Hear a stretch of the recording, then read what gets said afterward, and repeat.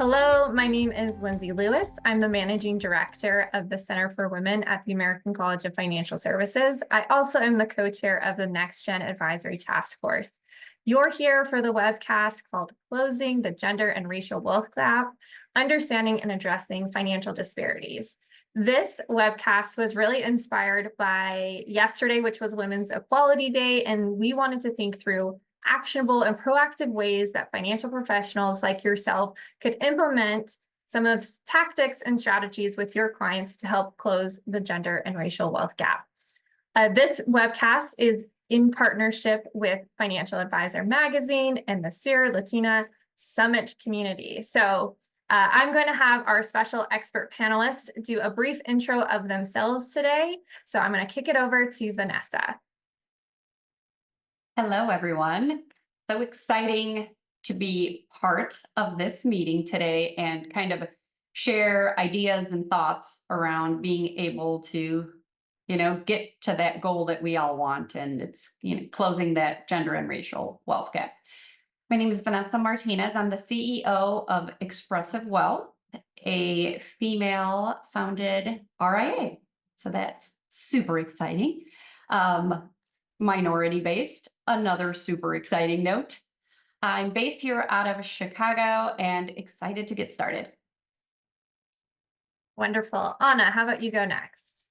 Hi, everyone. My name is Konte. I'm super excited to be here.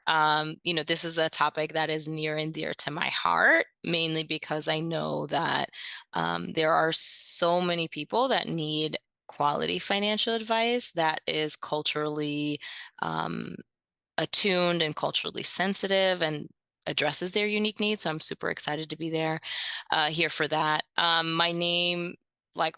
grew up in New York, born and raised, first-gen American. This is a topic that I think, hits home personally for me. So super excited to be here. Wonderful. And lastly, Rita, she's one of the Center for Women's Advisory Council members, and I'll have you introduce yourself. Well, hello, everyone. I'm Rita Cheng. Here's my opening line. I'm MC. I'm C from the DMV. My legal name is Marguerita Cheng, and I'm from, I said DMV, that's DC, Maryland, Virginia. This is a topic that is near and dear to my heart. I'm multiracial, multicultural, multi-ethnic, and I think it's so important that when we're talking about addressing the wealth gap, and have conversations about money and wealth, that we are delivering advice that is culturally sensitive and empathetic. So excited to be here for this conversation. So excited that all of you can be here. We have a variety of questions for you, so I'm going to dive on in. There's a lot of data behind this, and so bear with me as I read a few of these questions because I want to make sure I get all of it correct. So according to 2019 data from the Federal Reserve, the median net worth for Black and Hispanic families is anywhere between $24,000 and $36,000 respectively, compared to $188,000 for white families. Home ownership rates show a similar disparity, with 74% of white Americans owning a home versus 49% of Hispanic Americans and 44% of Black Americans. So how can financial professionals begin to address these gaps? So Vanessa, walk us through how you help address these gaps. I mean, education is going to be my answer to all the questions you give me today. But when it comes specific to housing market, we have to understand what's going on in the housing market today, right? So affordability and the limited inventory, right? Those are two really important pieces. And if you think about it, due to the limited inventory, you're out and you're like, oh yeah, let's go shopping for that house. And then you go and you start looking and you're like, oh, I love this one. Let's put in an offer. Now, back in the day, there was more availability, so your offer would be taken into account. Now we know that not only do you have to offer asking, sometimes even a little more than asking, but even more importantly, where I feel this leans into the gap is cash offers, right? How are we going to even be competitive in our offer if you're going to sit there and say, oh, I want that $300,000 house. Well, I hope you have cash because now you're sitting in this competitive environment of 5 people went to see the house, 5 people want the house. Now you're outbid, right?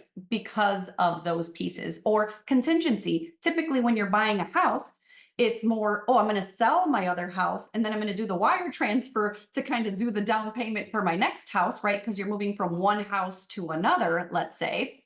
But that also becomes a problem because now, because you're contingent, that just puts another, tick against you because maybe it won't close. So all of these pieces that you have that would hurt your opportunity are the pieces where it leans to educating, right? So talking to your clients about this is what might happen. So that way it's not that emotional effect of you saying, oh, I really wanted that. And now, nope, it didn't work. That's so heartbreaking. But if you prepare the person in advance and you're like, hey, this is what it's going to look like.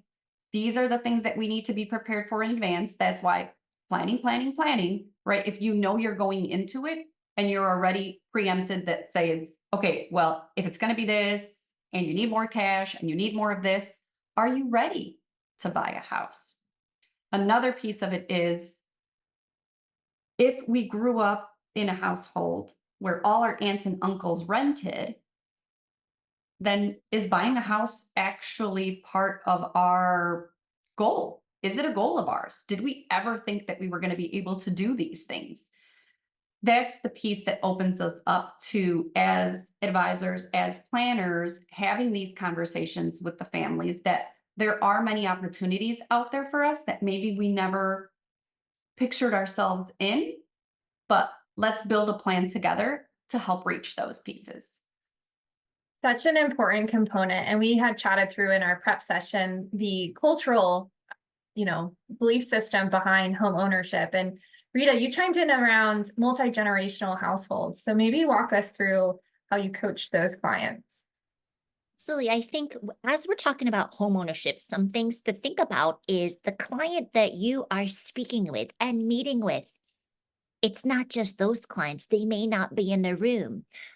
People from diverse communities, whether that's ethnic, racial, cultural, are more likely to have multi-generational households. And that's something to be mindful of when you're talking about home ownership. Maybe it's nothing, maybe it's not as familiar, but just making sure that you're educating people. Hey, you may not be aware of, how you can get that down payment. It is true when we have a wealth gap, that might mean that because this is the first generation to explore homeownership seriously, that there's less likelihood that extended family can help with financial gifts, but that doesn't mean that it's not possible. Sometimes multi-generational households can make this more affordable, or more accessible. Such an important topic. And Anna, you highlighted, maybe we have to rethink these goals for folks. So walk us through what you do with your clients. Yeah, so I'll take a little bit of a contrarian point on this. I'm not against home ownership or real estate as in principle, but I think that there's a cultural narrative, I think, especially in the Latino community, that buying a home is like the way that you build wealth. And so I think that puts a lot of disproportionate pressure, especially when we're talking to younger folks that are just starting out their career and they maybe have student loans and they have other financial priorities that are really pressing. Maybe they're building a family. And it puts this pressure on them to come up with this very large sum of money. As Vanessa pointed out, like affordability is a challenge, especially in major metropolitan areas. Whereas I think most folks would be much better served early on in their financial journey to say, I'm going to invest really aggressively. And maybe it's not just in a 401k, maybe it's in a brokerage account, and aggressively meaning a percentage of income, not necessarily the asset allocation, but invest really aggressively in the first, let's say 5-10 years of my career. And that's going to help me, one, buy lots of options. And maybe I just decide that homeownership isn't the number one thing that I'm pursuing, right? Maybe that's just shaving some years years off of my working career and I can retire earlier, or maybe it gives me the opportunity to start a business and have that be my wealth creation vehicle. I think we have to give, in a culturally respectful way, give folks a perspective that it doesn't just have to be that one thing as our avenue for wealth creation. Yeah, there's a variety of different modalities and coaching clients, especially with their cultural belief systems. And, there's some that they want to carry forward. And so just working through those all together.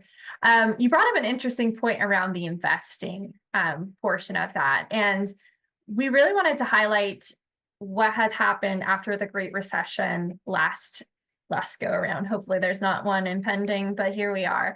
But during the Great Recession, Black and Hispanic families experienced wealth declines at more than double the rate of white families.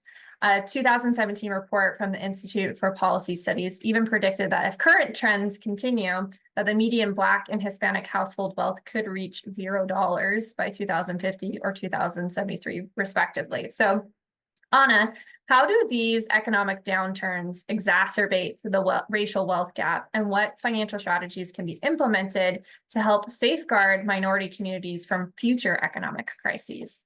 Yeah, I think, I'll speak on this from the perspective of my typical client, who is the wealth creator and has usually experienced like a rapid socioeconomic jump. So you think maybe grew up with a single mother, low income, had government assistance, and now this is someone who's earning like high multiple six figures, $200,000, $300,000, $500,000 a year. And so there's a big jump. What comes with that jump is that person becomes the one that has made it. I have a client who, is a very high earner, and she has made that very large jump. And she always says, like, folks look at me and say, I earn really well and I do earn a very healthy income. But what they don't recognize is that income is responsible for like triple the amount of folks that their income is responsible for, even if they're earning at the same level as me, because that person that has made it typically is responsible for lots of different people. And so when there's a large economic shock, not only does it affect the folks that maybe have less financial stability, but it also has an impact on the extended family that might chip in and help support, right? One of the things that I often recommend to my clients, and I think might be helpful for folks listening here, is to have their clients not just have their own personal emergency fund, but also have one for their family as well. And to be a little bit, and it could be one pot of money, that's fine, but like to be a little bit more conservative so that even if there is a large, widespread economic shock that impacts their extended family, that it doesn't take them down with them or inhibit their ability to hit their other financial goals, even if they're not directly affected.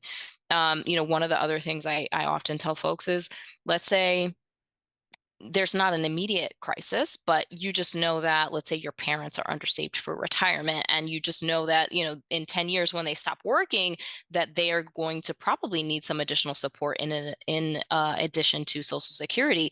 Set up a brokerage account for them and have that just be like mom and dad's long-term emergency fund or long-term supplemental, and have the market and investments working with you to make sure that there's less crises and less shocks like that coming to your immediate family. What a powerful way. Oh, go ahead, Vanessa. I was just going to say, I think that is so important what you're saying. And I add that every single time, right? The up a generation, down a generation. When you're managing one person, it's not just them, right? Because, and it goes both ways. This is also, am I giving to my parents? Will I need to at some point? Like, are they moving in? Do I need to build a coach house, right? Does this need to be in my plan?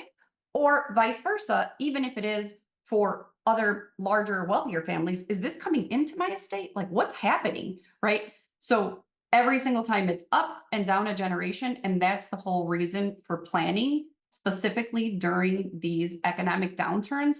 If you plan for ups and downs in the market, that will also help, because regardless if you're in it or not in it, the effects hinder all of us, right? for us that might have less, then yes, it's a bigger impact because you already had less to start with. And now with inflation numbers and everything being more expensive, and let's say you did need to plan for your parents, now do you need to add more in that bucket and in your other bucket, right? So I think it's the best strategy is having a plan, but exactly what Anna says, that caters not just to your level, but up and down a generation.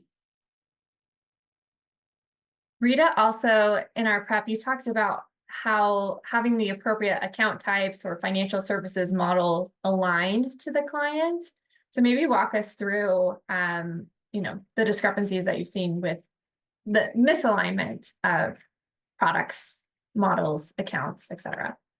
Sure. Well, just to piggyback off of what Anna was saying, I've seen in many of the clients that I serve that they started that brokerage account where maybe they're saving $100 a week, right? It might not sound like a lot. Mom and dad, grandma and grandpa are still healthy, but that $100 a week becomes real money over time. And clients have used that to help with medical expenses. So some of the things where I see is sometimes people are very well intentioned. They want to save for retirement. And this is presents an ethical dilemma, quite honestly. They want to do right by themselves because there's all this information in news, home ownership. If you're not, debt is bad. If you're not doing this, then you're a failure. And that brings a lot of shame. So as far as the question about retirement, it's important to have those cash reserves, right? You need money for emergencies or opportunities. It's important to save for retirement, especially if there's an employer match. However, you may not be served well putting everything pre-tax. Of course, if you can max everything out, why not? But then having flexibility for brokerage accounts and Roth IRAs. I mean, I have seen people who have been misguided where they were not prepared because communities of color are typically more collectivist. So it's not just the person that you're talking to that you're planning to, and telling someone, you know what, you're not saving enough for retirement. You're not on track. You don't know what that person is experiencing, right? And sometimes it's all how we deliver the message. If you need to encourage somebody to save for retirement, it might seem selfish. Well, you need to save more for yourself. But by saying, hey, when you get your financial house in order, that means that you're going to be able to be in a position to better care for those around you. So I think that that's really important, to be able to just be mindful of people having the same type of accounts in the time horizon. Such a great and important perspective. And Anna mentioned this earlier around, some of her clients are the first coming into wealth and they're getting paid, competitive salaries. But when we look at the statistics across the board, for Black women, Latino women, and women in general, they're making pennies on the dollar comparatively to other demographic groups. And so given these statistics, what role can financial professionals play when they're thinking about effective strategies of helping their clients, navigate the pay gaps or investment gaps? So Vanessa, you provided a couple of really amazing strategies. So how about you go first? Here it's more, there's two parts. There's the negotiation when you're at an institution or a company or wherever you're working today, but there's also when you're in the search for, right? So there are many companies that are very transparent with their pay. They even have pay audits that they do. They're very sensitive to introducing an introducing rate. So you know that that's flat across the board regardless. So I think when companies offer that transparency, it is very appealing to the person looking for a job because you're going into a place that already embraces this. So that is more of you can't control it as the individual looking for the job in the sense of what they do, but yes, in the places where you apply, right? So being sensitive to looking for companies that offer that, as well as internally, there's negotiation that needs to be done. And I talk about this all the time. I just had a conversation yesterday, and it was someone who reached out and said, hey, can you help me? I think when you approach the conversation of, I need a promotion or I need a pay raise, right? There has to be a way to have that conversation. You can't just be like, Lindsey, pay me more. But you're really not going too far with that, right? In some cases it might work, but I think it's a lot of self-awareness first, right? Because you need to know where you stand and is this real, right? Do you want a pay raise just because you decided to buy another car and now you have a bigger loan that you need to pay? Or because you are truly completing your tasks, maybe even doing a little more, you're excited about, you know what I mean? You're giving ideas. Those are your ideas, right? That you're sharing with the company. So if that's the case, I think it's more of laying that out and having someone to share that with, right? This is why it's so great to build a community of people that you talk to, specifically professionals that have been in this field. Because if you talk to a coworker, they might tell you what they think, versus if you talk to someone who's been a manager, who's been in charge of the budget I have allocated to give you a raise or not, then you understand the difficulties on my side. So having someone on this side, then it's like, okay, first be sensitive and let's talk about these pieces, talk about the value add. Because if we think of it, all of us on this call, I don't know if we all have spouses, but sometimes we're like, how much is he doing at home, right? What is he doing? Is he doing everything? But then we're like, oh, wait, I'm not there to see it. So that's what you have to look at from on an entrepreneur space like myself, right? So the business owners sometimes are so caught up in the day-to-day and you're doing all these pieces that you might forget what other people are doing. So it's nice to bring that to our attention and say, hey, you know, I've really accomplished all these tasks. I've done this. And then it's if the place where you're at is the right place, they'll be able to acknowledge the work that you've given. So if you've done self-awareness first, do a quick self-awareness check, then you're able to show all the value add that you've brought to the company. If they don't recognize it, then maybe it's not the place. But make sure you do step 1 and 2 before you jump the gun. Totally. Can I chime in on something here too? I think this is a place where advisors can add a lot of value, especially if you have a niche. So as an example, like if you are working with a very particular profession or folks that have similar job titles or local areas, you can also have a really good sense of like what people earn, right? So I have lots of clients that are in-house general counsel at like publicly traded companies. I kind of know what folks are earning. And so when a client is thinking about going from a law firm to in-house, I can actually speak to her about what is a reasonable expectation for her salary wise. And then we can also model that in the plan and say, all right, what does it look like when you're earning a lot less than what you were before? Really important concepts. Rita, for clients that you've worked with that may not get a monetary increase, you had a couple of novel solutions that clients have asked for as it relates as another form of compensation. Walk us through what those are for your clients. Well, I think for many of us here, those who we don't see who are dialing with us, as well as Vanessa and Anna, culturally, it may not feel comfortable to negotiate. Our parents, our elders, our community, like, why are you jumping ship? The notion of loyalty, it doesn't mean we're not loyal. That's not what I'm saying.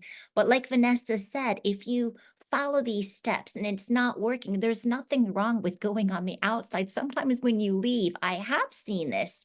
Sometimes it is what we shared, like important to just be open to recruiters and informational interviews to see what it is that you're worth. That makes sense. So I think that's really important. And then also what I've helped people do is look at their employee benefits, earning different designations and skills. I even helped someone who's in financial services. I helped her negotiate with her employer to get them to pay for CFP certification. I didn't share this on our prep session, but she was a business banker. And she had phenomenal feedback from her clients, but her boss, it's like, you don't really need this for where you are. So sometimes our leaders don't understand what we are capable of, and we're doing a very good job where we are. They can't necessarily see us in anything else, because quite honestly, they don't want to lose us. So I helped her write 3 sentences, and not only did he allow her to get it, but they paid for it. And she did acknowledge that in my present role, I do not need this. However, I'm viewed as a trusted advisor, and I've been able to grow deposits and banking relationships. Having CFP certification is going to be an asset to the organization, because I am serving women and minority business owners who trust this financial institution with their needs. And he did pay for her to do CFP certification. So I think it's a couple of things here. Understanding that sometimes it's important to talk to your friends and community. They'll give you the support and empathy you need, but however, that advice may not be good business advice. So talking to other people can be really helpful. It's not a complaint session, but make sure that it's constructive. I think it's really great to hone back into that education piece, which leads us to our next question around that financial literacy component. And we know that it's so critical for wealth accumulation, especially for underserved communities that have often lacked access to financial education. So what are some innovative approaches that you've seen of implementing financial literacy within those communities, and how can financial professionals ensure these efforts are sustainable and impactful? And Rita, I loved your story around financial ministries. So I'm going to start with you. Sure. So here are some ways that are that have been incredibly successful. So financial ministries within places of worship. So it could be for couples, it could be for people who are pre-retired, or it could be even for young professionals. So there's content, but what's really key here is the connections and the facilitators. So each one teach one, and the alum come back to teach. That I've seen that become incredibly successful. And then another one is student ambassadors. These students get a stipend. It's a flat fee per semester, and their job is to maybe have a workshop once a month. And it could be a topic: budgeting, right? Student loans, taxes, because a lot of people have side hustles. And the job is just to bring people together and get speakers. And what do the students get for this? Well, they do get a stipend. It's a flat fee. So that is helpful, because they're being compensated for their time, but they also get validation from their peers that they are the subject matter experts. So these are 2 examples of financial education, not only being engaging, but very empowering. I agree with that 100%, especially the faith-driven piece. During the summers, a lot of clients go on vacation, so I tend to have a little bit of time. And at church, I have, it's in Spanish, so I've translated everything, right? And I teach on Sundays, where if the service starts at 12, we start at 11 during summer hours, because they know, okay, Vanessa's coming. And you'll kind of take them back through the basics. And you don't realize how the simplest things for us, because we're in this industry day in, day out, might seem common sense, or might seem whatever it is, right? This is kind of that sensitivity piece that Rita talks about. It's not.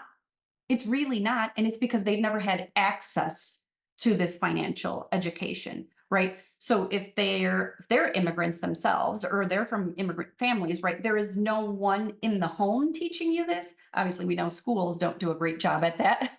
So where else are they going to learn it? So having this piece has truly filled my heart, made me practice on my Spanish as well. But there's also the piece that after doing this for so many years, having them come to me, you know, like my brothers and sisters from church come up to me and say, oh my goodness, Vanessa, because of what you taught us, and we do, and they'll come to me with their little budget sheets filled out on paper. We take a vacation once a year because we did have enough. And I have 3 of them who have gone to the point where they've opened brokerage accounts, right? So they'll have their Roth IRA because maybe their companies, and this happens in our minority communities too, that the companies they work for don't offer 401ks. So they believe there is no other option, right? 401k is the only thing out there. No, it's not. But who's going to tell you that, right? So I think that is, we're put on this planet, we learn to finance, and now our job is to share it with as many people as we can. And that has come to fruition, and there is no bigger blessing than to know that you've helped someone's family learn and now know that they're teaching the next generation. Anna, how about you? Resources, things that you've implemented with your clients. That's so special. I love that. So there's 2, like from an advisor standpoint, I really love the Goal Setter app. So I don't know, this is, I think, only advisor sold, and it's a way for you to engage your clients and their kids in like building financial literacy. It's really great. I saw them at a conference last year and have been using that for clients. And I think you can do it as young as 5 years old. So like pretty young, they can set up a little app on their iPad or their phone that will teach them a financial lesson every week. And the cool thing is, for the older kids, they have to do their lesson before they get their allowance, like before it unlocks their allowance. So talk about incentivizing a teenager. Like, I have to go to the mall with my friends on Saturday, or I'm going to the movies with my friends. Like, I need my allowance. I better do this lesson really quick. So I think that's a really cool way for advisors to engage multi-generationally, but then also to help like pass on that knowledge.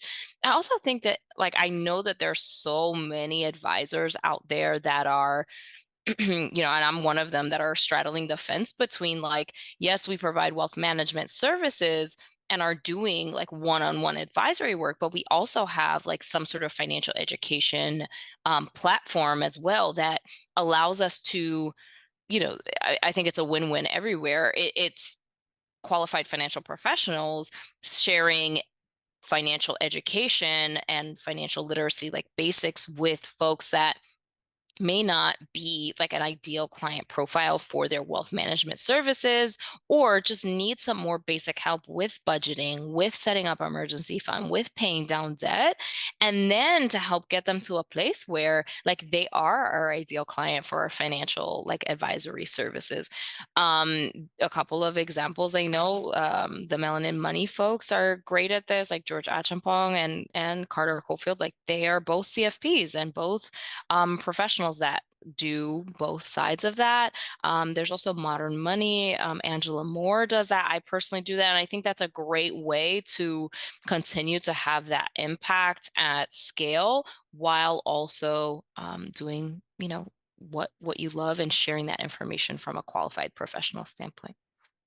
So important to have the quality of the information in the world of TikTok and all of the different things that are circulating, especially for marginalized or minority groups, and seeing some misinformation out there. The American College, we also have our Know Yourself, Grow Your Wealth program, which is now complimentary. And so you can access that and use it with clients. And we will have a Spanish version releasing later this year, which is really exciting. So drop those in the chat and we can make sure we use those as resources in the follow-up. Moving forward, talking about small business planning and business ownership, I'm looking at 3 women who own their own firms, which is absolutely incredible.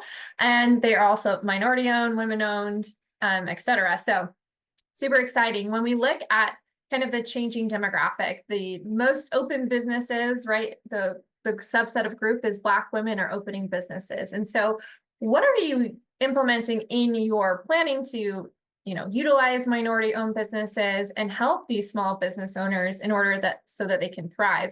It's interesting when you look at the research from a women's perspective, right? Let's say I'm a woman opening a small business and I don't have as much like continuity planning, or, you know, if I'm starting a family, like what does parental leave or maternity leave look like as a business owner of a shop of one. And so I'm just really curious around some of the financial planning strategies and tactics that you implement with your clients. So we'll start with you, Vanessa. With clients that, that does become difficult when you are a small business because you want to offer these solutions, benefits to the team that you're building, right? It might be a practice of 4, and of course you want them to succeed. There is a big budgeting piece, right? I think more thinking small businesses in the area that you have, as much as, of course, we are financial advisors, financial planners, right? And we want to support them in, let me share tools with you, right? That would be great. And that's one side of their business. The other side is revenue, right? They need revenue to succeed. So this is the piece where I always make sure, if I'm hosting an event at the office or we're hosting our big SID Summit event, that I'm looking to buy from small businesses that are in the neighborhood, right? As much as I can. And that also opens the door to those pieces of, okay, I do buy from your business, so now I'm helping you collect revenue. Once you build that deeper relationship with them, then you can get to the point where then you can offer the resources that you have. I think Anna has a ton of just tools that we use on a day-to-day, and we don't have to just keep them for ourselves, right? They're shareable items. It's not like, ooh, I have the magic budget, right? Share it. That's what this is all about, sharing and growing together. So I think as much as we can support those small businesses, because that's kind of how we all got started. Anna, you want to list off all those resources? I have so many. As a side note, I'm working with my intern to create a financial planning knowledge bank, and I'm so excited to actually just have those out of my brain and in one place. So I mean, supporting small businesses is something that's super important to me. I think that and one of the reasons that I specialize in working with entrepreneurs is because I think that it takes a very brave person who is under-resourced from a marginalized community, does not have any safety net within their family to bet on themselves and build a business and take on that level of uncertainty. And I know that, speaking of the wage gap, speaking of the investing gap, I think entrepreneurship is a real key for people of color to be able to build wealth and to close that gap much sooner, because there's not a cap on what you can earn in practice or in theory, I suppose. I think that as advisors, we have so much opportunity and so much knowledge to help that small business owner really succeed and thrive, because it's one thing to have an idea and to have the skill set to implement whatever the business or service, product or service that you're offering as a business owner is.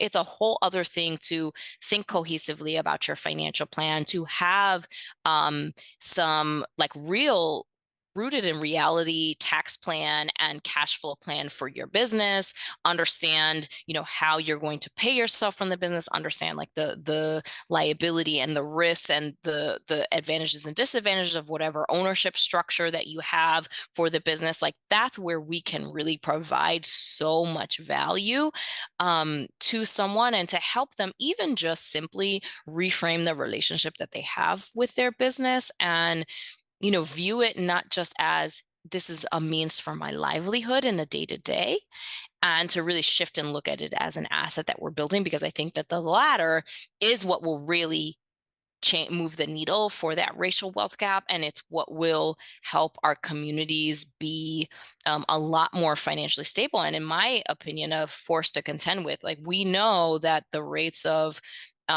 small business founding is exponentially skewed towards like Black and Latino women specifically. Like we are getting the most education, and we are also founding businesses at an exponentially higher rate than some other groups. And so if we have the tools and the understanding of how to make this business successful, even if we don't have the upfront capital, and how to plan strategically for the role this business is going to have in our overall financial plan, like we're going to be, forget about it. Like we're going to be miles ahead of where we are right now. And that's why I feel so strongly that financial professionals like can add so much value here. Yeah, I think I just want to add more to that piece, which is that we have the best job in the world. And this is another reason why, besides the fact that we love it so much, just because, is we get to sit in front of different people every single day, and they share their story with us, which then not only adds value to ourselves, right? Because then I'm like, ooh, they did that first. So I want to make sure that if I'm ever in that, I don't take those steps, right? It's kind of like your grandparent, right? They tell you don't walk down that street because there's 5 holes and blah, blah, blah, right? Sometimes we like not to listen because it's family. In this case, because we're the advisor, I think they truly listen to what we say. And what we're doing is truly sharing everyone's story, right? Those best practices, we might have not lived through absolutely every experience there is, but we've definitely heard it. So being able to share those pieces and know that I've helped other families not have to go through certain pitfalls, that success is phenomenal. So important. Rita, you shared a couple of, the things that you implement with your small business owner clients, and I'd love for you to share with the group. Well, sure. One thing I want to say for everyone who's listening, if you're not excited and fired up about this profession, I want you to be. Financial planning transforms lives. It's intellectually stimulating. It's emotionally gratifying. We are there to take that journey with the clients.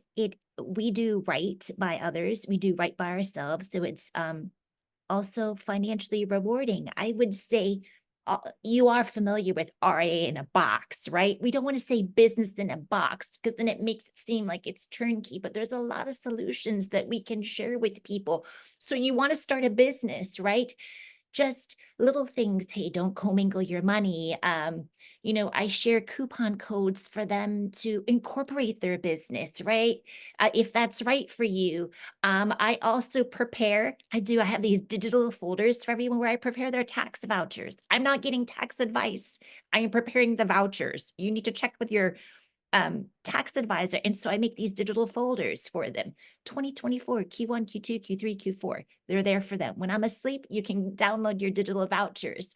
If I'm not making your life easier, then I'm not doing my job. I think that we are in a very fortunate, blessed position where we have the opportunity to take that journey with people and really not just address the wealth gap, but we have a wealth gap because of an income gap, but on the other side, the retirement gap, because better income leads to better wealth, which helps people have better outcomes in retirement. So those are just some of the things that I do for people, whether it's like, hey, you want to start a business, helping them protect their business. These aren't necessarily the most glamorous aspects, like paying taxes, establishing the right entity, business liability insurance, professional liability. Like none of this is like sexy or glamorous, but it's really important for them to have that strong foundation to be able to, move forward. So important. So many great topics. We could talk for hours. Before we get to our last structured question, there are a couple questions in the chat that I'd love to get to. So a question around, do you help clients use self-directed IRAs to invest in private or alternative assets in addition to traditional stocks and bonds? We're thinking about these different groups, impact investing or investing more values-based. So just curious if you help clients use other options. I'll chime in there. I do occasionally, this is really on a case-by-case basis to say, like, what is their asset mix and what is their risk tolerance and what's their overall asset allocation and their risk capacity. But I do think that it can be an interesting opportunity for folks, but I think that most people try to get too fancy too soon. And so that's something that, like, once you have a couple $1,000,000 and yeah, there's taxable, there's Roth, there's maybe a retirement plan over here, like an IRA over here, that's when we can start to do things like that. Before then, I think it's just jumping the gun and inviting some unnecessary stressors to your financial plan. I love that answer, mainly because I think because of the videos and different things out there, it's the quick get rich quick kind of syndrome. And that's not the case here, right? This is risk awareness, right? This is understanding that it needs to fit your plan.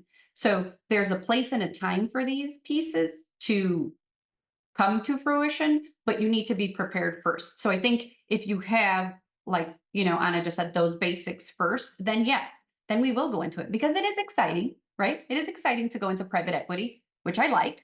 And there's these great companies and you get to dig really deep. So that's one side of it. Now, the other piece that you're talking about, we have, well, at least at my practice, we have our own internal models of individual holdings. So we're able to hand select and create a model that's specific for ESG, right? So if that's kind of the route that you want to go, that's definitely an option. But I mean, there's no end to that, right? You can keep getting more intentional, more impactful every single time, but that should be with that bucket that you've assigned for that, right? If that's the case, that you've already prepared and you have the plan, remember, up a generation, down a generation. So if you already have that plan laid out, then you can kind of go to that next level of curiosity. I love that. Make the main thing, and then we can dabble a little bit later. One other quick question here. They really appreciated these sessions that you do, this education-based training for groups. What type of styles have worked? Like a round table, like a guided presentation? They have like an adult learning education class that they're hosting, and so they're just curious like where you started. So I guess probably Vanessa or Anna when doing financial education for folks. If you're doing it for a family at a time, it's different than if you're doing it broad-based, right? So sometimes I'll have the matriarch and patriarch, right? The older generation of the family. I'll sit with them, talk through the pieces. They'll address concerns with, let's say, the 50, 40-year-olds. I know that sounds not real, but it's real. And then with them, they'll address the concerns with the 20-year-olds, right? So then we can have a nice broad-based conversation where they're all in the conference room and we're doing finance 101, right? Explaining the basics of what is a 401k, when do you invest, when do you do those pieces, right? So that's when it's family. I've also done smaller community-based ones where I'll just host it in the office, right? So then it's just people in the neighborhood that want to come in and you tie it together to a specific presentation. You want to get one point across because as we know, I mean, we've been talking for an hour. I hope you're all entertained out there. If you're not, I'm so sorry, but we're trying our best. But I do believe that people kind of lose out on what your point is if you go too random. So I would say if she's looking to do that and she's thinking either virtual or in person, to pick a really specific topic and maybe deliver a tool, right? I'm going to keep going to Anna and her wonderful tools. So I think if you have a deliverable, then you've shared your point and you've given something to take home to do, because we all have to understand this is in your hands. As much as we're here to hold you accountable, to help you through the path, the investor needs to do some work. And some of that work is kind of the homework process, right? Write the stuff down. You got to give us something. Our output is only as good as the input you give us.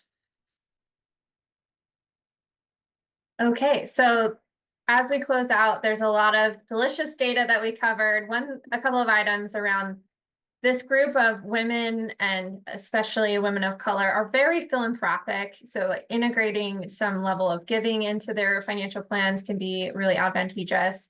One area that we didn't talk about is around debt. So women are now the most educated populace, but they are taking on more debt to do that. So just navigating that within their financial plans. This month or September, we're celebrating 50 years of women being able to access credit without a male cosigner. So that's exciting. So, you know, being able to purchase homes, being able to have credit cards on their own.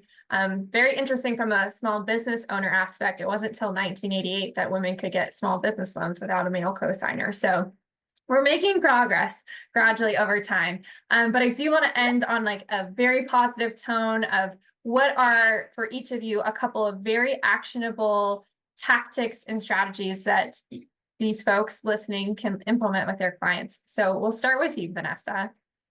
Ooh, I'm first. I think helping your clients mindset shift to having wealth be a priority. When I use the word wealth, it's not financial dollars that I'm talking about only, right? So I believe there's emotional wealth and intellectual wealth and financial, and that's your all-encompassing wealth, right? So sometimes we focus so much on the financial piece that we lose out those other pieces that need to be incorporated and truly passed on to the next generation, right? So when you think through those pieces, if you're just encouraging people to say, hey, if you build a trust and you do this, then you'll be able to do succession planning with your business and give each kid $1 million and blah, blah, blah. But if you're not sharing the stories of when you signed up with that one partner that did you wrong and you did a handshake and then the deal didn't go through, why? Because you forgot to sign a contract, right? So things like that teach you, oh, remember to pass that on to your children, that is part of their inheritance. So I think that as advisors, we need to remind families that all of these pieces encompass wealth and that it is a priority if you learn the true definition of it. Too many people are like, oh, money it's a bad thing, right?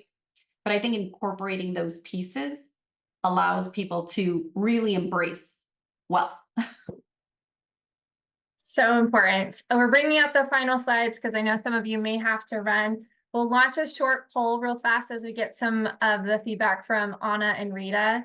So Anna, a couple of tactics before we let this audience run. Yeah, I think that it's really important to focus with folks on like the basics, especially when we're talking about like folks that are actively working to close the racial wealth gap. So focus primarily on protection. And I would say like building that asset base. Those are the two number one things that I focus on with folks. And to Vanessa's point, I think also just adding the mindset piece about shifting the perspective from shorter term thinking, shorter term planning towards that real long term planning. As a side note, like one of the most, I think, striking differences when I first started working in wealth management compared to my own personal background was, you know, my family was like planning and thinking in like weeks and months and, you know, maybe a year in terms of like their own activities or plans, whereas I was encountering clients who are planning in decades. And that's a big shift. And I think whenever you're working with folks who are first gen wealth builders, that is going to be, I think, the most fundamental mentality shift that's going to help them succeed. Like the rest of it are just tools that fit into whatever their plan is. Such an important reminder of the level set and getting the mindset in the right place. And so Rita, close us out with a couple of things that you've implemented. Absolutely. I would say it's important to really stress to your clients the importance of financial self-care. That's not selfish. And that self-care includes the fundamentals, so cash reserves as well as protection planning. The last thing that everyone can think about is We think about CFP certification, a lot of professional designations. There's the education, right? Then there's the experience. Many times we have to take a test, it's examinations, ethics. But my fifth and the most important E of all is empathy. So lead with empathy, because you never know what that person is experiencing. And when you plan with empathy and inclusion, you really can transform lives. Wonderful. Thank you so much all for being here. We're going to go back to the SARE Latina Summit slide for ways to support, small businesses as well as communities and movements. This is just such an important movement. Anna and Vanessa and the team have done a beautiful job with this grassroots summit. And so that is coming up in October. So feel free to attend. Again, thank you so much for attending this webcast around closing the racial and gender wealth gaps. We will see you in the future. Connect with us on LinkedIn. And thank you so much for your time today. Expand your opportunities at theamericancollege.edu.